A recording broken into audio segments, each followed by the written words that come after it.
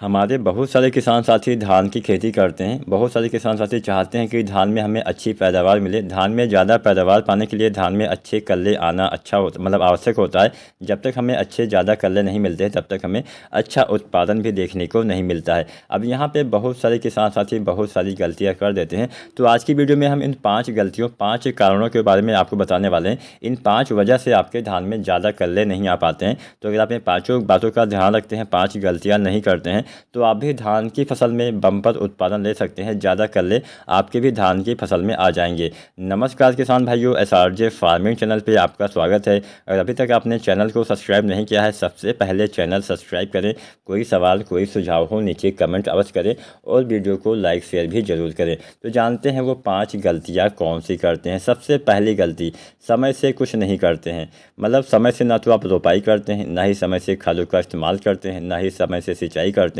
तो ये कुछ ऐसी चीज़ें होती है, मतलब ये छोटी छोटी बातें ज़रूर होती है, लेकिन काफ़ी ज़्यादा असर इसका आपकी किसी भी फसल पे पड़ता है। अगर आप चाहते हैं धान में अच्छे कल्ले आएँ तो इसके लिए समय से आपको नर्सरी डालनी पड़ेगी। जब नर्सरी वाले पौधे लगभग 25 दिन के आसपास के हो जाएँ तो आपको रोपाई करनी चाहिए, यानी समय से आपको रोपाई भी करनी पड़ेगी। समय से खादों का इस्तेमाल, जब आपके धान की रोपाई करते हैं तो रोपाई के 3 दिन के भीतर सभी खादों का इस्तेमाल करना चाहिए। सिंचाई पे भी आपको ध्यान देना है, सही समय पे। रोपाई के समय आपको सिंचाई की सबसे ज़्यादा आवश्यकता पड़ती है, इसके बाद में आवश्यकता अनुसार आपको सिंचाई करते रहना होता है। धान की फसल को हम वैसे भी पानी वाली फसल ही बोलते हैं। बिना सिंचाई के तो अच्छा पैदावार लेना मुश्किल ही होता है। हालांकि हो सकता है कि कभी बरसात अच्छी हो जाए तो आपको अच्छी पैदावार मिल सके, लेकिन बाई चांस बरसात अच्छी नहीं होती है तो हमें सिंचाई करना ही पड़ेगा। तो पहली चीज़ तो आपको समय से सब कुछ करना है। समय से रोपाई, समय से सिंचाई, समय से खादों का इस्तेमाल। अब पहली गलती तो यहाँ पे खादों के इस्तेमाल से संबंध में ये होती है कि बहुत से किसान साथी 10, 12, 15 दिन के बाद पहली बार खादों का इस्तेमाल करते हैं। धान की रोपाई जब आप करते हैं तो रोपाई के 3 दिन के भीतर यानी 72 घंटे के अंदर आपके जो पौधे होते हैं वो मिट्टी से पोषक तत्वों को ग्रहण करने लगते हैं, अर्थात मिट्टी से अपना भोजन बनाने लगते हैं। जब आपने मिट्टी में कोई भी खाद का इस्तेमाल किया ही नहीं है तो पौधे का शुरुआती विकास उतना तेज़ी से नहीं होता है, जिससे कल्ले का फुटाव भी स्टार्टिंग में अच्छे से नहीं होता है। शुरुआत में अच्छे कल्ले नहीं आ पाते हैं, जिससे उत्पादन में भी आपको कमी देखने को मिल जाएगी। तो समय से सबसे पहले तो आपको खादों का इस्तेमाल करना है। इसके बाद में कुछ सावधानियाँ, कुछ गलतियाँ हम ऐसी कर देते हैं जिससे हमें बहुत ज़्यादा नुकसान हो जाता है। क्या करते हैं, सबसे पहले तो आपको धान की रोपाई के समय कभी भी जिंक खाद का इस्तेमाल नहीं करना है। सबसे बड़ी गलती किसान साथी ये करते हैं कि रोपाई के समय ही जिंक खाद का इस्तेमाल कर देते हैं। अब यहाँ पे क्यों नहीं करना है, आप जिंक का मिट्टी में इस्तेमाल नहीं करिए। आप चाहें तो इसका स्प्रे कर सकते हैं, फोलियर स्प्रे किया जा सकता है, लेकिन मिट्टी में जिंक का इस्तेमाल रोपाई के समय मत करिएगा। क्यों नहीं करिएगा, रोपाई के समय या तो आप DAP डालते होंगे या तो आप NPK, चाहे 12-32-16 हो, चाहे 10-26-26 हो, चाहे 14-35-14 हो, चाहे 20-20-0-13 हो, कोई भी NPK हो, आप या तो NPK डालते हैं या फिर आप SSP डालते हैं या फिर आप DAP डालते हैं। तो इन सभी खादों में किसान साथियों फास्फोरस पाया जाता है और फास्फोरस वाली किसी भी खाद के साथ जिंक का इस्तेमाल नहीं किया जाता है। ये तो आपको पता ही होगा, नहीं पता है तो मैं आपको बता देता हूँ। क्योंकि जब आप जिंक का इस्तेमाल फास्फोरस के साथ करते हैं तो एक नया तत्व बन जाता है जिसको हम जिंक फास्फेट नाम से जानते हैं। अब जो ये नया तत्व बन गया है ये अघुलनशील रूप में चला जाता है, मतलब एक पत्थर के समान हो जाता है। पौधे इसको अपने भोजन के रूप में नहीं ग्रहण कर पाते हैं। समझ लीजिए आपकी DAP भी खराब हो गई या फिर आपका NPK भी खराब हो गया और आपका जिंक भी खराब हो गया, आपका पैसा भी बर्बाद हो गया, आपकी फसल में कोई लाभ भी नहीं मिला। आपने खादों का इस्तेमाल तो किया लेकिन पौधे का विकास उतना अच्छे से नहीं हो पाया। कई बार आप ये भी सोचते होंगे हमें दुकानदार ने अच्छी खाद नहीं दी। ऐसा नहीं होता है, कई बार हमें अच्छी खाद भी मिल जाती है लेकिन हम कुछ ऐसी गलतियाँ भी कर देते हैं जिससे हमें उसका नुकसान उठाना पड़ जाता है। तो ये सबसे बड़ी गलती आपको नहीं करनी है। इसके अलावा आपको जब भी आप यूरिया के साथ में पोटास खाद का इस्तेमाल करिए। अक्सर हम रोपाई के समय यूरिया भी डालते हैं, पोटास भी डालते हैं, बाद में भी हम यूरिया पोटास 40 से 50 दिन पर डालते हैं। आपको पोटास का इस्तेमाल 2 बार करना चाहिए अगर आप चाहते हैं अच्छी पैदावार मिले। पहली बार रोपाई के समय आधी मात्रा और आधी मात्रा आपको 40 से 50 दिन पे। तो जब भी आप यूरिया के साथ में पोटास का इस्तेमाल करिए, आप कर सकते हैं, ऐसा नहीं कि नहीं डाल सकते हैं, लेकिन बहुत लंबे समय तक एक साथ मिला के रखना नहीं होता है। अब ऐसा नहीं सुबह आपने मिला ली शाम को आप इस्तेमाल करें। कई बार ऐसा भी होता है कि मान लीजिए दोपहर में बहुत तेज़ धूप हो जाती है, हमने सुबह मिलाया, कुछ हिस्सा डाल दिया, मतलब कुछ मात्राएं डाल दी और कुछ मात्रा हम शाम को डालते हैं। या फिर बहुत ज़्यादा आपके पास खेत है और आप इकट्ठा बहुत सारी खादों का इस्तेमाल करते हैं और एक साथ आपने यूरिया के साथ में जो है ये पोटास खाद मिला दिया। तो ऐसी गलती नहीं करनी है, जितनी आपकी आवश्यकता हो केवल उतना ही मिलाइए। बहुत लंबे समय तक मिला के रखेंगे तो भी ये दोनों खादें किसान साथियों मतलब इसका असर कम हो जाता है, ख़राब होने की संभावना रहती है। तो इसलिए कभी भी आपको यूरिया के साथ पोटास डाल तो सकते हैं लेकिन बहुत लंबे समय के लिए एक साथ मिला के रखना नहीं होता है। एक गलती आप और करते हैं, आप जब भी खादों का इस्तेमाल करते हैं उससे पहले आपको सिंचाई करनी होती है। बहुत से लोग ये गलती करते हैं कि सिंचाई नहीं करते हैं। सिंचाई अगर आप नहीं करते हैं तो खादें अच्छे से काम नहीं कर पाती, उल्टा आपकी फसल को इसका नुकसान पहुंचता है। मान लीजिए नमी की कमी है, आपने यूरिया डाल दी तो आपकी फसल जलने की संभावना रहती है, फसल खराब होने की संभावना रहती है। तो इसलिए पहले आपको सिंचाई करनी है, हल्की सिंचाई करिए, उसके बाद में आपको खादों का इस्तेमाल करना चाहिए। अब यहाँ पे एक गलती आप और करते हैं, फूल आने पे के साथ साथ कोई भी चीज़ आपको स्प्रे नहीं करनी होती है। धान में जब फ्लावरिंग की स्टेज आती है, धान में जब फूल निकल रहे होते हैं, उस समय कोई भी चीज़ आप स्प्रे के रूप में न डालें। आपको अगर आप डालते हैं तो पोलिनेशन अच्छे से नहीं होता है, परागण अच्छे से नहीं होता है, जिससे कि साथ साथ दाने का भराव अच्छे से नहीं हो पाता, जिससे हमें उत्पादन भी अच्छा नहीं मिल पाता है। तो ये तो दूसरी गलती हो गई, कुछ सावधानी आपको करनी होती है। अगर आप इन बातों का ध्यान रखते हैं तो भी आपको नुकसान नहीं होता है, आपको फ़ायदा ही होता है। अब यहाँ पे अगर आप चाहते हैं धान में अच्छे कल्ले मिले तो सही समय पे आपको ग्रोथ प्रमोटर का भी इस्तेमाल करना पड़ेगा। मार्केट में बहुत तरह से ग्रोथ प्रमोटर आते हैं, तो यहाँ पे आप कोई भी आप डाल सकते हैं। आप सागरिका, आप बायोवीटा डाल सकते हैं। अगर आप सागरिका का इस्तेमाल करते हैं तो सागरिका दानेदार जो आती है, इसका इस्तेमाल आप कर सकते हैं। सागरिका दानेदार दो तरह से आती है, एक सागरिका लिक्विड भी आती है, तो लिक्विड के बारे में हम बाद में जानेंगे। सबसे पहले हम दानेदार वाली के बारे में जान लेते हैं।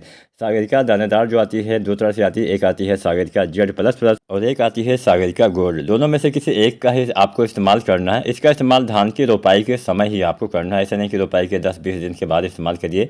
धान की रोपाई के समय, या फिर अगर आप धान की सीधी बिजाई करते हैं तो 15-20 दिन के बाद भी आप डाल सकते हैं, या फिर रोपाई के 1 सप्ताह के अंदर आपको डाल देना होता है।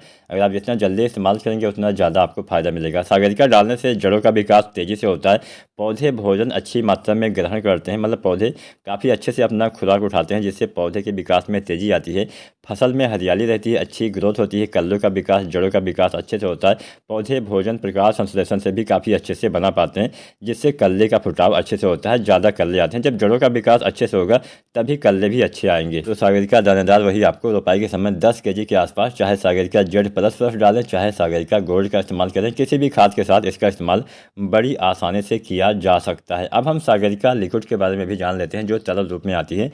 तो अगर आप सागरिका लिक्विड डालते हैं तो इसका इस्तेमाल किसान साथियों धान की फसल में पहली बार आपको करना होता है, वही 25 से 30 दिन की अवस्था में। सागरिका लिक्विड भी वही फ़ायदा करेगी जो दानेदार वाली करती है, लेकिन इसका असर जल्दी हो जाता है, इसलिए हम इसका स्प्रे करते हैं। किसान साथियों इसका इस्तेमाल आपको 25 से 30 दिन पर करना होता है, और 300 से 400 ml मात्रा प्रति एकड़ तक आपको डालना होता है। वैसे तो आप अधिकतम 500 ml भी डाल सकते हैं, 250 से 500 ml मात्रा डालनी चाहिए, लेकिन 300-400 ml मात्रा पर्याप्त रहने वाली है। इतनी मात्रा 1 एकड़ खेत के लिए पर्याप्त होती है। यहाँ पे जो हमने खादों की मात्रा आपको बताई है वो प्रति एकड़ के हिसाब से बताइए, यानी 1 एकड़ खेत में इतनी मात्रा आपको डालनी है।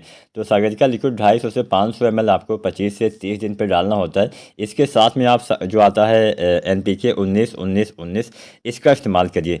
इसके इस्तेमाल से भी अच्छा फ़ायदा मिलेगा। NPK 19-19-19 डालने से आपके कल्ले के फुटाव में तेज़ी आएगी। इसमें 19% नाइट्रोजन, 19% फास्फोरस, 19% पोटेशियम पाया जाता है, जो पौधे के शुरुआती विकास में तेज़ी लाता है। तो अगर आप 19-19-19 और सागरिका लिक्विड एक साथ डालते हैं, बहुत ज़बरदस्त फ़ायदा आपको देखने को मिलेगा।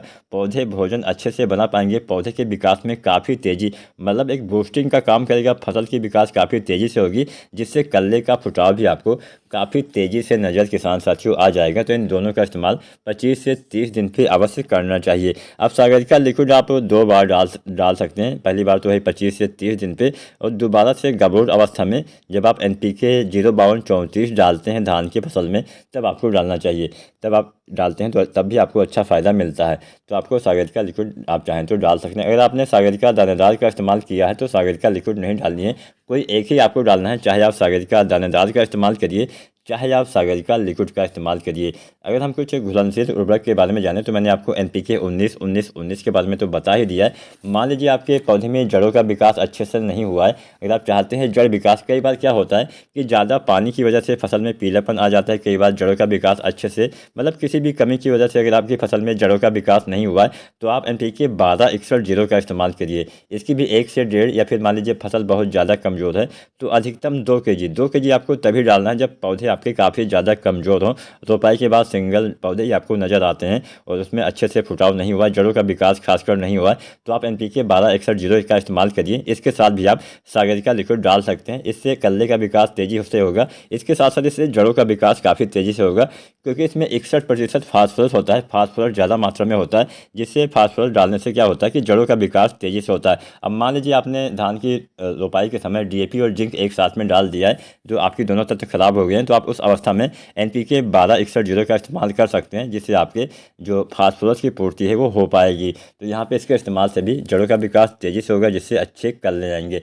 इसके साथ साथ साथियों समय से देखभाल करनी है। आप NPK 1744 का भी इस्तेमाल कर सकते हैं, चाहे आप NPK 1744 डालें, चाहे आप NPK 1261 डालें। मान लीजिए पीलापन है तो आप 1744 डाल सकते हैं। मान लीजिए जड़ों का विकास नहीं हुआ है, फसल हरी भरी है, तो 1261 का इस्तेमाल करिए। अब यहाँ पे देखभाल भी आपको करना जरूरी होता है, सही समय पे उचित देखभाल करिए। आप खेत में जाएंगे तभी आपको पता चलेगा कोई बीमारी का अटैक हुआ है, हमारे पौधे में कल्ले आ रहे हैं नहीं आ रहे हैं, क्या कमी है, पीलापन है तो आप कैसे पीलापन है। पीलापन कई वजह से हो सकता है, नाइट्रोजन की कमी की वजह से भी हो सकता है, सल्फर की कमी की वजह से भी हो सकता है। इसके साथ साथ किसान साथियों जिंक की कमी की वजह से भी पीलापन आ जाता है। तो यहाँ पे एक फार्मूला भी हम आपको बता देते हैं, इसका इस्तेमाल आप करिएगा। रोपाई के लगभग 25 से 30 दिन पे आपको यूरिया 30 से 40 kg डालनी है। कम दिन वाली वैरायटी में 30 kg और देर से तैयार होने वाली किस्म में आपको लगभग 40 kg यूरिया डालनी है रोपाई के 25 से 30 दिन पे। इसके साथ में आपको जिंक सल्फर 33% वाला 5 kg डालना है, या फिर आप 21% वाला लगभग 7 से 8 kg डालिए। इसके साथ में सल्फर जो आता है 90% वाला, इसके लगभग 3 kg मात्रा का इस्तेमाल करिएगा। अगर आप इसका इस्तेमाल करते हैं रोपाई के वही 25 से 30 दिन पे, तो अच्छा लाभ मिलेगा, कल्ले के फुटाव में काफ़ी तेज़ी आएगी। सल्फर डालने से नाइट्रोजन की क्षमता काफ़ी बढ़ जाती है। जो आप यूरिया डालते हैं अपने धान में, वो काफ़ी अच्छे से आपके पौधे को लगता है, ज़्यादा मात्रा में लगता है, जिससे पौधे में अच्छे से कल्ले का फुटाव होता है, कल्ले का बढ़वार अच्छे से होता है, फसल की बढ़वार, फसल की ग्रोथ काफ़ी अच्छे से होती है। तो इसका इस्तेमाल आप कर सकते हैं। तो यहाँ पे हमने बहुत सारी बातें आपको बता दी। अगर आप इन बातों का ध्यान रखते हैं तो धान में ज़्यादा कल्ले के साथ साथ अच्छा उत्पादन भी आपको मिल पाएगा। उम्मीद करते हैं आज की जानकारी, आज की वीडियो आपको पसंद आई होगी। फिर भी कोई सवाल या सुझाव हो नीचे कमेंट जरूर करें, और चैनल को SRJ फार्मिंग चैनल को सब्सक्राइब जरूर करें, वीडियो को लाइक भी करें। धन्यवाद।